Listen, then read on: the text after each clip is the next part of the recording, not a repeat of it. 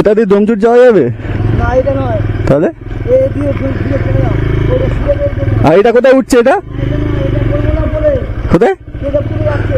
ও এই ট্রেনটা যাবো, ডোমজুর থেকে মাদিক যাওয়ার ছিল আমার। ঠিক আছে ঠিক আছে, আমি বেরিয়ে যাচ্ছি। ঠিক আছে।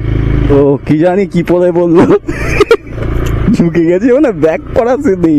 আমি এরকমই মানুষ, যে রাস্তা একবার ঢুকে যাই ব্যাক পিছে মুড়ে দেখি না, আমি এগিয়ে যাই। তো কেশবপুর জনকল্যাণ সমিতি লেখা, মানে এটাও কেশবপুরেরই মানে একটা মানে অংশ। পুরো জায়গাটাই কেশবপুর হয় ঠিক। এটা পূর্বপাড়া লেখা রয়েছে দেখতে পাচ্ছি।